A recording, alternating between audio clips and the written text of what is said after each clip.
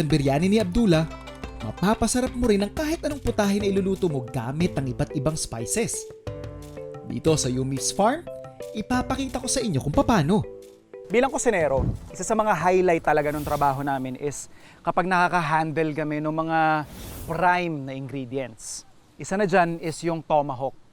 Although kadalasan pag sinabi kasi nating tomahawk, automatic yan baka yung pinag-uusapan natin dyan. But pwede nyo ring i-apply yung cut na yan sa ating baboy. So basically, kapag baka yung pinag-uusapan natin, ang pinamakikita mo dito is yung rib eye na steak. Pero pag sa baboy, ito kasi yan, ito yung pork belly, ito yung belly, ito yung tinatawag nating pork loin. So yun yung pork chop natin na may buto. Ngayon magiging tomahawk yan kasi imbis na tanggalin natin yung pork loin sa kanyang buto, is isasama natin. Parang pinaka-handle niya, parang tomahawk.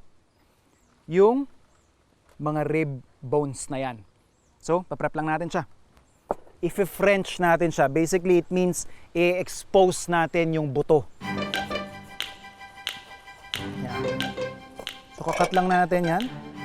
And then, tatanggalin natin yung matitira.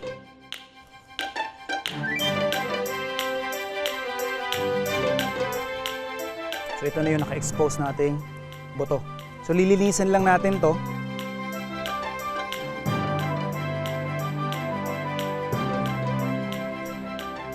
So after nating malinis yung lahat ng pwede ninyo matanggal doon sa buto, pwede na natin tong, actually pwede nyo tong i-slice na per portion. Pero dahil madaling ma-overcook ang ating pork loin, isi-sear ko muna siya sa ating griller bago ko siya patungan ng mga pampalasa.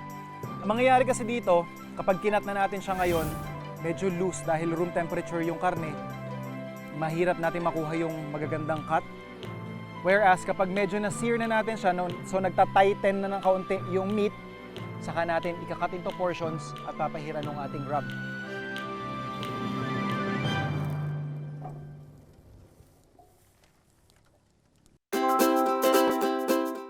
So habang sinisir natin yung ating tomahawk pork, gagawin lang natin yung parang pinaka-spice rub natin. Which is, mostly you would see these kinds of combinations sa mga Indian cuisine.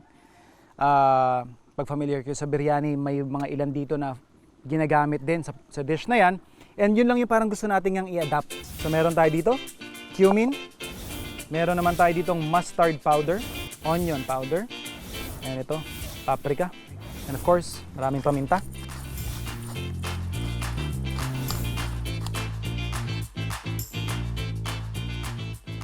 So meron na tayong magandang sear.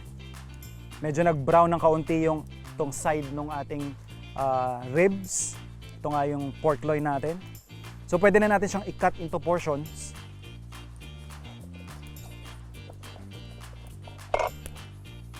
So after natin ma-sear, na-cut na natin into portion, atin na siyang isi-season.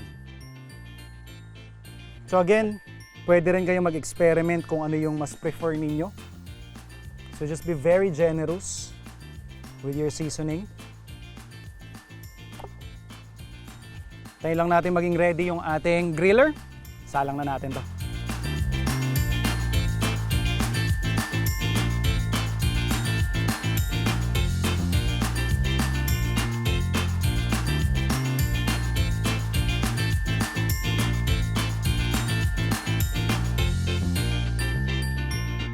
So ito na, nakuha na natin yung doneness na gusto natin for our pork loin or for our tomahawk. Now for pork loin specifically, what we should be aiming there is yung medium well na doneness. Basically parang may shade ito ng very light pink. And yes, that is safe. At yun yung pinaka-perfect temperature niya para maluto kasi yun yung pinaka-malambot, juicy at talaga namang masarap pagkakaluto niya. So, important, reminder lang bago natin to slice at i-serve, kailangan i-rest muna natin at least 5 minutes. Pwede na.